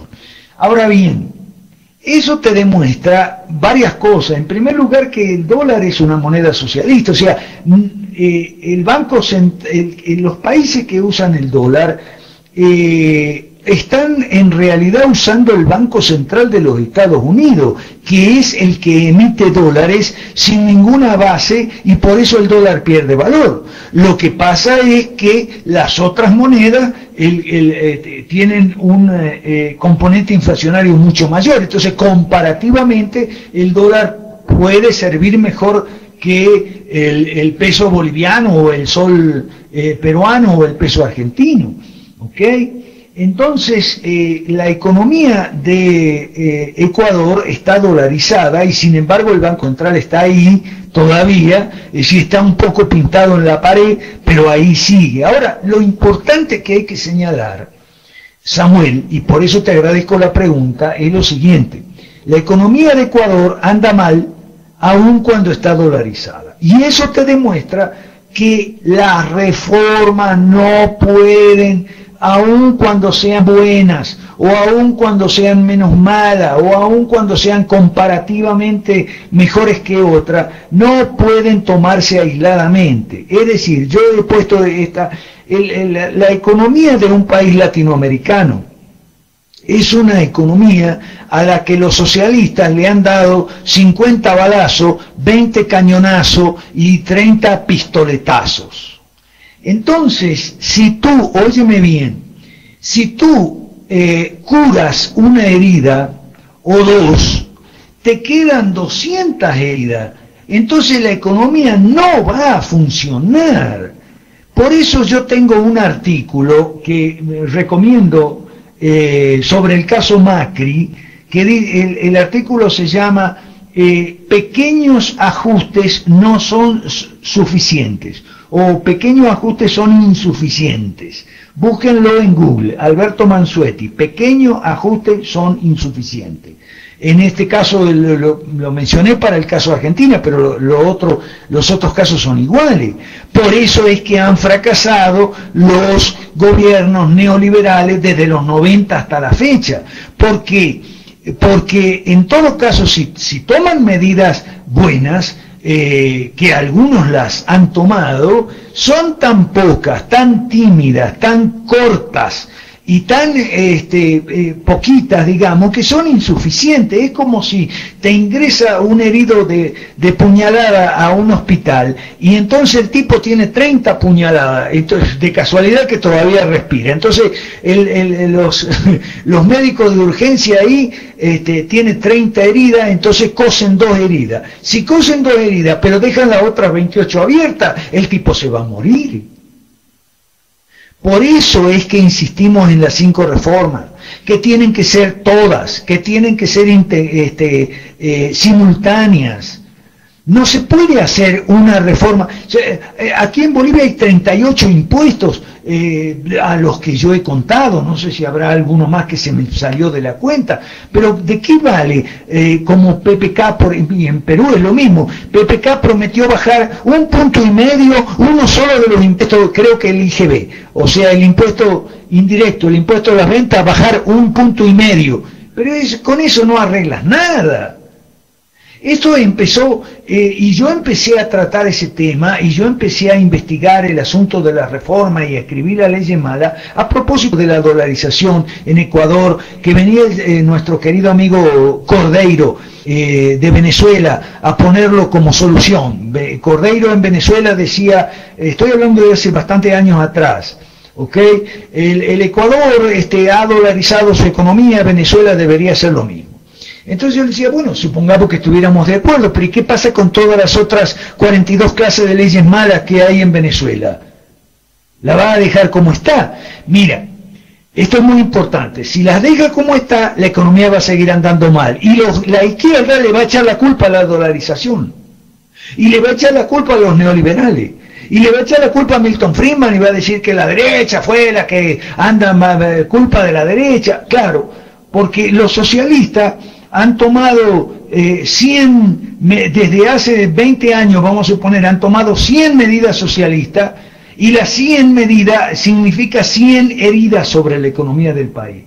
Entonces, si tú agarras hilo de coser y una aguja, y coses 2 heridas, supongamos que deroga 2 leyes malas, quedan las otras 98, viejo. Y entonces la izquierda, la situación del país no va a mejorar, Venezuela o la que sea, y la izquierda le va a echar la culpa de lo mal que anda la economía a las 2 medidas liberalizadoras más o menos desreguladoras que tú tomaste. ¿Me explico? Eso es muy importante, por eso te agradezco, Samuel, Sí, ya sé que está Humberto. Saludos, Humberto. Déjame terminar un momentito la explicación para Samuel, porque es muy importante. Aquí está Ferni PLC, creo que Ferni Vázquez de Perú. Ok, es muy importante esto. Nosotros proponemos 5 series de reformas. En realidad no son 5 reformas nada más, son 5 series de reformas. Todas reformas de fondo, no hay aspirinas ni banditas, ¿no? Como dice, banditas no se decía en Argentina, no sé cómo se dice en otros países, curitas, ¿ok? No son curitas ni son aspirinas, son 5 series de reformas de fondo. ¿Por qué 5 series de reformas de fondo? Bueno, porque los socialistas han estado 20, 30, 40, 50 años, cada año dictan 4 o 5 leyes malas y se van sumando. Son como puñaladas, son como heridas sobre la economía de un país y se van sumando. Entonces no es suficiente echar atrás una sola ley mala, o 2, o 3.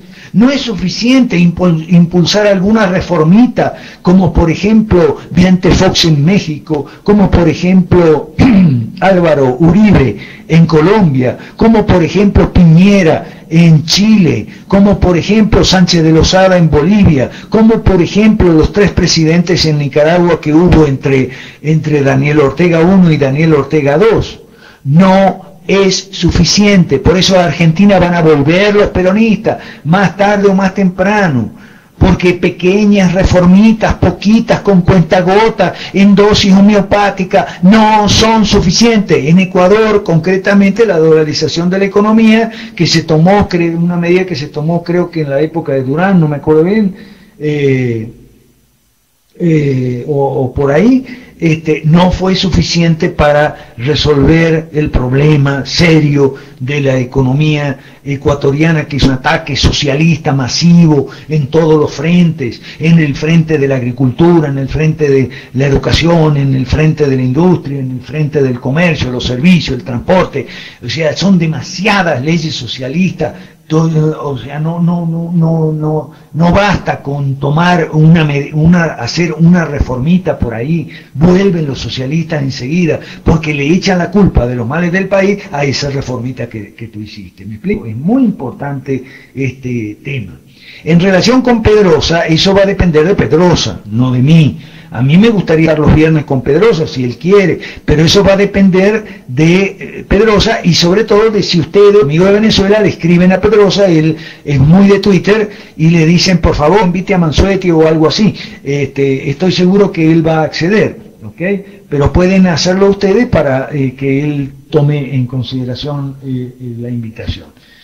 Javier Vargas, Armando Rivas es un excelente, bueno, es un tipazo, sus estudios sobre historia económica, historia del pensamiento, historia de las ideas filosóficas, historia de las ideas liberales, son excelentes. Sus libros son todos recomendables, ¿ok? Yo me reconozco deudor de Armando Rivas en algunas cuestiones. Yo he leído artículos suyos que me han impactado mucho por lo que me ha enseñado, por lo que he aprendido, y en Guatemala tuve el honor y el privilegio de conocerlo personalmente. Armando Rivas es cubano, pero argentino desde hace mucho tiempo. Es como era Manuel Ayau, que lamentablemente falleció, era como Alberto Enegas Lynch, que vive todavía, gracias a Dios. O sea, esos grandes profesores que yo he tenido, o sea, de quienes he aprendido mucho, he aprendido casi todo lo que sé, o por lo menos mucho de lo que sé, y me refiero a los autores que no son cristianos. Los cristianos son mi otra gran fuente de conocimientos para el aprendizaje y todo eso. Ahí tengo que mencionar a Donald, tengo que mencionar a los americanos también, a Gary North y compañía, y a Stephen Perks. Han sido y siguen siendo mis grandes maestros, aun cuando no estén vivos, como Manuel Ayau, que ha dejado mucha obra escrita y uno puede leerla con mucho provecho. En lo personal, yo y muchas personas que yo conozco, muchos amigos que nos acompañan en el Centro de Liberalismo Clásico y en el Foro Liberal de América Latina, hemos bebido en la misma fuente, como Armando Rivas, por ejemplo. El problema es que no tienen las 5 reformas. El problema es que no tienen, cuando la gente les escucha y a lo mejor se entusiasma y tal, bueno, pero ¿y cómo hacemos? No tienen las 5 reformas. No han puesto, como lo pusimos nosotros, y eso no es mérito mío solo. En el prólogo del manifiesto liberal La Gran Devolución que escribimos en 2011, yo ahí menciono una lista larga de gente que está en el equipo todavía, muchos de ellos en el Centro de Liberalismo Clásico o en el Foro de América Latina. Hicimos las 5 reformas. O sea, cuando la gente se acerca y se entusiasma y pregunta, bueno, pero ¿y cómo hacemos para traer toda esta excelente y genial idea a nuestro país? ¿Qué hay que hacer? Y ahí es donde estos grandes maestros, con toda su sapiencia, se quedan sin respuesta. No tienen respuesta. La respuesta la tenemos nosotros, las 5 reformas. Y peor todavía si como gente se acerca a nosotros y dice, ok, de 5 reformas, ok, entendimos las 5 reformas, ya sabemos las 5 reformas, pero ¿cómo hacer? Ahí hay que hacer partido político, no hay de otra, hermano querido, no hay de otra, y ahí hay que felicitar una vez más a Claudio Sola y a Humberto Rivero, porque Claudio Sola y Humberto Rivero son los que están impulsando los partidos liberales clásicos respectivamente en sus países, en Perú y en Venezuela, ¿ok? Y yo sé que Daniel Cordero en Colombia también lo está haciendo, ¿ok? Entonces vayan las felicitaciones para él también. Y para los que les acompañan, para Samuel Bernardo, Manuel Cuyampe, Gustavo Romero, Perú y todo eso, porque esos son los que vamos a concretar, si Dios quiere, las 5 reformas en América Latina. Es mucho el trabajo pendiente. O sea, 2 trabajos pendientes. Uno ya está más o menos hecho, no está terminado todavía. Las 5 reformas todavía hay aportaciones como las de Luis Benavides de Nicaragua, que hizo unas aportaciones fabulosas, ¿ok? En la reforma número 3, en la educación. Pero por lo menos tenemos algo para mostrar, las 5 reformas, ¿ok? Nos faltan todavía los partidos políticos. Mucho trabajo pendiente. ¿Por qué trabajo pendiente? Bueno, porque, como yo lo he señalado algunas veces en artículos, ha habido los 2 divorcios trágicos en los últimos 150 años, ha pasado mucho tiempo sin tener lo que hacía falta, y era los 2 grandes divorcios trágicos. Me refiero al divorcio de los cristianos y el concepto bíblico de gobierno limitado, por una parte, y al divorcio de los liberales con la acción política, por otra parte. ¿Ok? Y quiero aprovechar estos minutos que están terminando para enlazar un poquito con el tema 12 de la grilla, que esta vez hicimos al revés que siempre, lo dejamos para el final, pero no lo vamos a terminar ahora, sin duda, pero no hay problema, seguimos el miércoles que viene, yo todavía no me voy a Santa Cruz, pero estas dos cosas sí quiero enfatizar. Mire, aquí hubo dos problemas muy serios, uno en el siglo XIX y otro en el siglo XX. Estamos en el siglo XXI tratando nosotros de resolver estos tremendos dos grandes problemas. ¿Cuáles fueron estos dos grandes problemas? El primero fue cuando en 1850 aproximadamente, o sea en la mitad del siglo XIX, las iglesias cristianas todas abandonaron la doctrina bíblica del gobierno limitado y abrazaron el socialismo. Y ahí tengo que mencionar a las dos iglesias más grandes y más importantes en el mundo latino y en el mundo anglosajón, la iglesia romano-católica y la iglesia anglicana, la mía. Lamentablemente fueron las dos iglesias campeonas en abrazar el socialismo, sobre todo la anglicana, porque en la romano-católica había esas encíclicas, Rerum Novarum y la 40º Anno, en 1891 y 1931, que castigaban al capitalismo, condenaban al capitalismo, pero también condenaban al comunismo. La iglesia anglicana ni siquiera hizo. Entonces eso fue terrible, eso fue quitarle al gobierno limitado el principal sustento que había tenido hasta ese entonces, que era las iglesias cristianas. Entonces, ¿qué fue lo que pasó? Que en la tesis del gobierno limitado, la teoría del gobierno limitado, la propuesta del gobierno limitado, se quedó sin impulsores, hasta que ya entrado el siglo XX, hubo una rama de la ilustración, que fue la ilustración escocesa, con Adam Smith y todo lo demás, que entonces los liberales clásicos, ¿no? Tomaron la bandera que las iglesias cristianas habían dejado, habían abandonado, habían tirado a la basura prácticamente, la tomaron ellos. Pero lamentablemente, y ahí viene el segundo divorcio trágico, a mediados del siglo XX, 1950, o más exactamente 1947, cuando se funda la Montpellier y la Internacional Liberal, los defensores humanistas seculares del gobierno limitado resultaron malos defensores, porque dijeron, sí, gobierno limitado, pero política no. ¡Epa! ¿Qué es eso? ¿Qué pasó ahí? Entonces, la idea del gobierno limitado, que se había quedado sin defensor, 100 años después encontró unos defensores, pero malos defensores, incompetentes, ineficaces. ¿Ok?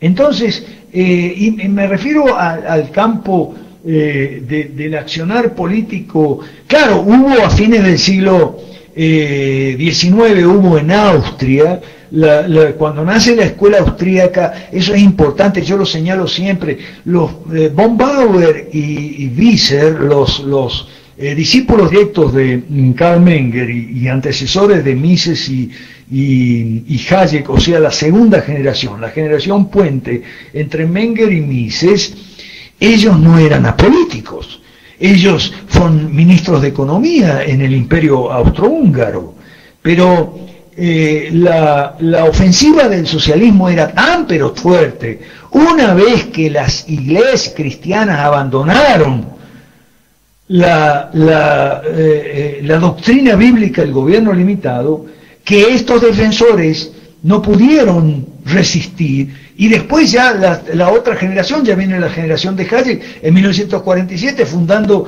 la Sociedad Montpellier, sepa de lo que es la Internacional Liberal, y hasta el día de hoy divorciado y cada uno por su lado, y entonces sobre las bondades del libre mercado, como si los socialistas se fueran a convencer, por favor. Entonces digo esto y quería no dejar pasar esta sesión de hoy sin decir esto sobre el tema 12, que es lo que nos corresponde. Por lo siguiente, ¿ustedes se dan cuenta del trabajo que nos estamos echando al lomo? Nosotros. Ustedes se dan cuenta que estamos tratando de corregir dos errores al mismo tiempo. Estamos tratando de reinsertar la tesis del gobierno limitado dentro del mundo cristiano, dentro de la cultura cristiana, la religión cristiana, las iglesias cristianas, por una parte. O sea, estamos tratando de remendar la pifiada del siglo XIX. Y por otra parte, estamos tratando de desarrollar un programa político y instrumentos políticos, es decir, partidos políticos para la idea de gobierno limitado, mercado libre y propiedad privada. Es decir, remendar, corregir la pifiada del siglo XX. ¿Se dan cuenta el trabajo doble que nos estamos echando al lomo nosotros? Y esto en las peores condiciones, con los socialistas de todos los colores, presentes en la arena política, con el neoliberalismo, el consenso de Washington, que bueno, ya han dado bastante del neoliberalismo y de los libertarios, ateos, anarquistas, etcétera, etcétera. Con todas esas dificultades, ¿se dan cuenta del trabajo que estamos echando al lomo? Y digo esto porque, bueno, lo intentamos, queridas amigas y amigos, lo intentamos. Para eso son estas reuniones los miércoles, para eso es todo nuestro trabajo.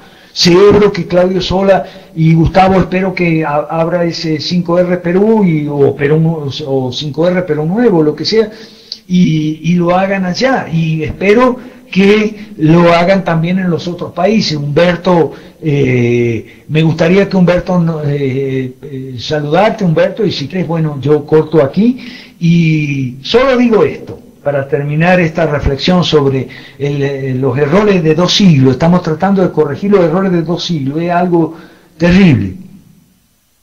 Solo digo esto, si fracasamos, habremos intentado una tarea titánica y eso es meritorio. Y si tenemos éxito, vamos a estar todos en el libro de historia dentro de 50, 60 años, vamos a estar todos ahí, Humberto, Margarita, Hastor, Claudio, Samuel Bernardo, Eric de México, y Román, y Telma, ¿ok? Si fracasamos, el intento vale la pena, ¿ok? Y si tenemos éxito, entonces va a ser un tremendo éxito. Voy a parar aquí y escucho las intervenciones o despedidas, no sé, faltan 10 minutos. Gracias, cambio y escucho. Ok, profe, habla Gustavo Romero de Perú. Sí, estamos pensando en, de todas maneras, poner un canal sello, y el nombre estamos pensando 5R Perú o Liberalismo Clásico Perú, ¿no? Pero me falta saber cómo funciona el tema del administrador y algunas cositas, ¿no? Aprender y manejar el canal sello, ¿no? Eso es lo que quería decir, avisar. Gracias. Cambio. Gracias, Gustavo. Ponete en contacto con Hathor y con Margarita porque ellos son capísimas en sello. Y una cosa, Gustavo, los canales sellos que nosotros estamos incursionando, sobre todo gracias a Margarita y a Hathor y a Humberto, que han hecho tremendo trabajo en eso y han tenido mucho éxito, están muy interconectados porque hay muchos usuarios comunes, y entonces esa es una buena razón también para abrir 5R Perú, Perú Nuevo o Liberalismo Clásico Perú, como quieran ponerle. ¿Está bien? Cambio. Escucho. Buenas, profesor, de aquí de Panamá, de nuevo Ernesto Marchowski. Tenía 2 preguntas. ¿Qué consejo nos da usted o nos da el resto de los compañeros aquí del foro con respecto al manejo del problema de los Panama Papers? ¿Cómo hacerle frente? El otro punto es de los compañeros de Colombia que ya conformaron un partido libertario en Colombia. ¿Qué consejos nos dan? Nosotros en Panamá estamos en formación de un partido político. Y bueno, creo que estamos dando los pasos que necesitamos dar, pero sí me gustaría que me orientara un poco en la estrategia de captación de miembros y organización, pues, de la estructura política, ya que la mayoría de los que estamos formando el partido nunca hemos tenido ninguna participación política. Gracias. Sí, perdón, una cosita, Marchowski. No nos olvidemos de Guatemala. Está haciendo un tremendo trabajo allá, muy ordenado, como es él también. Jorge David Chapa, te puedes poner en contacto con él también. ¿Ok? Están haciendo muy bien las cosas en Guatemala. Eso en cuanto a lo que es partido político. Además, por supuesto, de Colombia, Daniel Cordero, que está ahí siempre. Y en cuanto a los Panama Papers, ¿cómo lo manejamos? Bueno, yo ya te lo dije cuando hablamos por Skype, la cosa es muy simple. O sea, hay que decirle a los panameños lo siguiente: aquí estamos en una encrucijada y hay dos caminos, o más socialismo o menos socialismo. O sea, los gobiernos y la presión internacional es para que Panamá vaya a tener más socialismo. Nosotros deberíamos estar aprovechando la oportunidad para tener menos socialismo.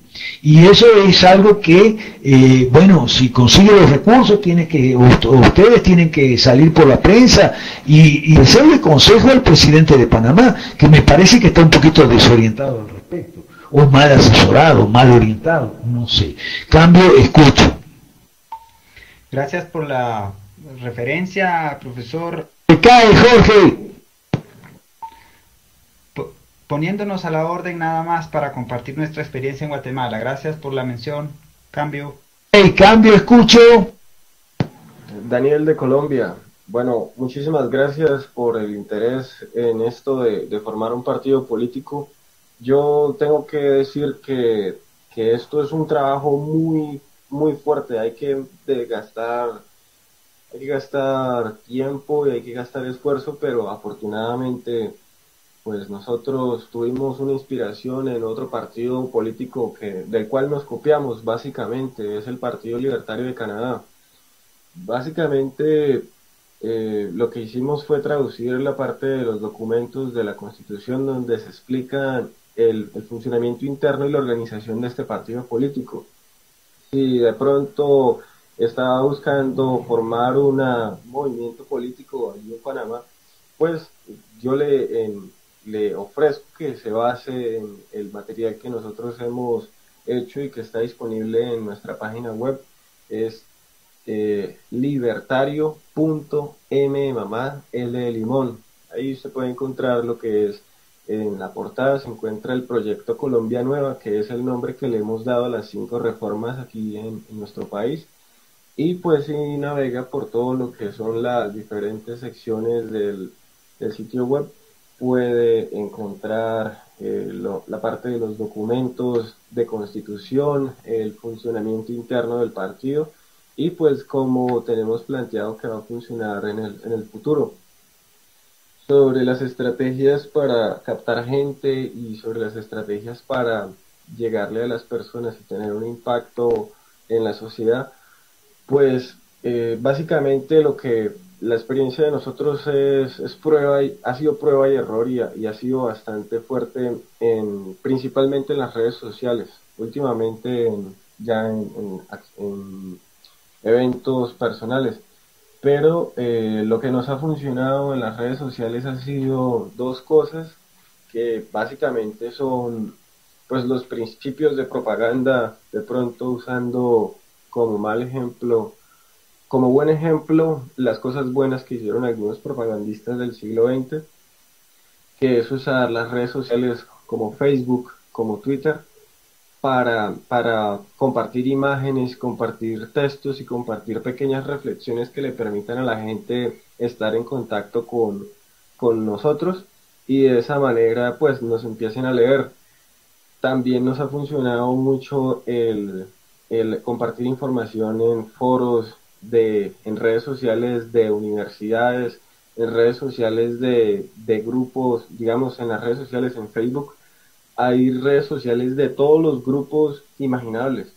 Y pues de vez en cuando nosotros entre el material que creamos, que digamos se podría copiar de los movimientos que de pronto comparten algunas ideas de estas, pues básicamente dejamos de vez en cuando una imagen que genera polémica en esos grupos para que no nos bloqueen y podamos eventualmente compartir esas ideas diferentes.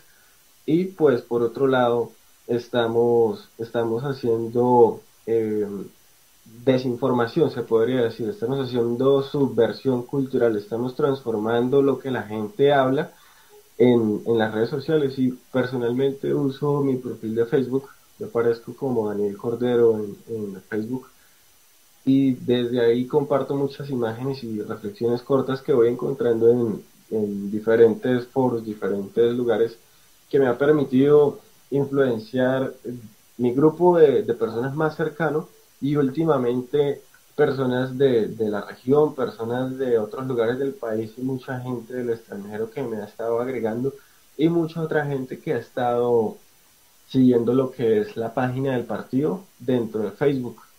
Esta parte de las redes sociales es muy importante, y pues últimamente se ha logrado un avance. Pues esta última semana hubo una imagen que 350.000 personas que la vio, cuando la audiencia que estábamos llegando era de normalmente 12.000 personas como máximo, y en un promedio 1.000 personas. Entonces hay que ver que hay cierto material que contrasta lo que es el liberalismo clásico con el socialismo. A la gente le gusta ese tipo de contrastes entre lo que es liberalismo clásico, o sea, las ideas de libertad, gobierno limitado, contra o versus las ideas del estatismo, porque la gente sabe y está buscando, digamos, subconscientemente una alternativa para esa situación que les está ocurriendo. Por otro lado, recordar y repetir la página es libertario.ml. Desde ahí se encuentra pues toda la parte de la información. Incluso tenemos algunos ejemplos de cómo, de los perfiles que estaríamos buscando para personas que quieran ayudarnos en diferentes actividades en redes sociales y esto, y los documentos de constitución de lo que es el partido. Se ha dividido la parte de la documentación en tres, vamos a ver, en tres secciones principales. Entonces está lo que es la declaración de políticas, la declaración de principios. Estos tres elementos pues es lo que normalmente busca la gente que quiere conocer el partido. De pronto los medios de comunicación, investigadores, la competencia, digamos, los otros partidos que están por ahí pululando, observando qué sale de nuevo, y de esa manera pues se dan cuenta realmente que existe una forma de, digamos, de que estamos constituidos ya, de que la parte de la documentación le da un piso bastante fuerte al movimiento político. Entonces, esta documentación está en español. Esta documentación, pues, como le estaba diciendo, fue traducida del inglés del Partido Libertario de Canadá, y pues, si ustedes lo leen cuidadosamente, tenemos una afinidad, qué sé yo, un 95% del liberalismo clásico, en la cual estamos de acuerdo con las 5 reformas. Entonces son unos puntos, o sea, esto funcionaría excelente para cualquier movimiento liberal en América Latina que se quiera sacar adelante. Entonces espero haber sido claro. Cualquier cosa me puede escribir un mensaje en Facebook o por aquí. Muchísimas gracias, cambio. Ya te mandé la solicitud de amistad por Facebook y acabo de compartir una de las imágenes que pusiste en tu perfil. Bueno, voy a seguir tu consejo. Nosotros ya sí tenemos la declaración de principios de nosotros prácticamente lista, pero la parte pues de constitución y de la organización en sí, esos documentos, bueno, me los copiaré de ustedes y le haré los cambios pertinentes. Gracias por el consejo. Seguimos en contacto. Voy a buscarlos a cada uno de ustedes en Facebook y los voy a ir agregando, les voy a ir mandando solicitud de amistad para que sigamos en contacto por ahí. Y bueno, muchas gracias por el tiempo esta noche. Hola, buenas noches. Quería saludarlos y Y mucho gusto, profesor, saludarlo. Hathor, sin miedo, especialmente, bueno, ya estoy por acá y resolviendo ya los problemitas que tenía, pero bueno, activándonos nuevamente. Gracias por la oportunidad y saludos a todos los que están en las clases del profesor. Bueno, que pasen buenas noches. Cambio. Muchos saludos, Humberto. Qué bueno que estás de nuevo aquí. Excelente. Muchas gracias, Daniel, por tu intervención. Y muchas gracias a todos. Yo voy a aprovechar para despedirme, porque mañana, los jueves en la mañana tengo un día muy complicado. Entonces, voy a aprovechar para despedirme y darle las gracias a todos por estar aquí con los miércoles como siempre, especialmente a Eric por grabar, a Hathor y a Sin Miedo por la ayuda que prestan con todo lo que tiene que ver con sello. Gustavo va a aprender con ustedes a manejar sello para abrir el grupo Sello para Perú. ¿Está bien? Bueno, feliz noche para todos y bendiciones para todos. Gracias. Hasta el miércoles. Y bueno, yo siempre en Facebook. Ok, ya pues. Buenas noches a todos. Una consulta, el compañero de Guatemala, ¿cuál es su nombre? Jorge David Chapas, Jorge David Chapas, así está en el Facebook. Gracias, profe. Muchas gracias, profe. Buenas noches a todos, mucho gusto, Dios les bendiga. Hasta la próxima semana, primeramente Dios. Bueno, igualmente buenas noches a todos los moderadores, usuarios, al profesor, gracias por toda esta charla de los papers, verdad que nos empaparon muchísimo. Gracias Ernesto, Humberto, bienvenido, qué bueno que estás por acá nuevamente. Hathor, un beso para Hathor, Elisa, verdad somos tantos y esperemos ser más por esta trinchera. Y mucha información, para los que quieran, está en la página del Foro Liberal de América Latina. Hay bastante información, igualmente en la página del profesor Mansueti. Hay cualquier tipo de información, hay audios, están los audios de las aulas virtuales, otros audios del profesor, lo que es hablando exactamente de lo que son las 5 reformas. Igualmente en esa página de Foro Liberal está las 11 tesis, lo que se acordó en el primer foro liberal de América Latina. Entonces, bueno, que pasen buenas noches. Bueno, a veces estoy por acá un rato, si no estoy es porque estoy en clase, y qué bueno compartir con ustedes cada miércoles. Bueno, pasen buenas noches, cambio. Gracias, Margarita. Buenas noches a todos y bueno, esperemos, vamos a encomendarnos a Dios, a esperar que más venezolanos se unan, porque de todos los que estamos aquí, de todos los de América Latina, y bueno, respetando a los compañeros, que yo sé que cada país tiene problemas diferentes, pero los que están más graves son los venezolanos, y qué tristeza que no quieran entender, que se están cerrando, que solo están viendo por un lado y no quieren darse cuenta que a la base de todo este problema es la bendita ideología socialista que nos está destruyendo, y pareciera que es tan difícil hacer entender a las personas otra cosa, pero bueno, vamos a seguir, hay que saber insistir y hay que continuar. Muchísimas gracias, profesor, por todas las charlas y los audios, y bueno, buenas noches a todos. Cambio, fuera.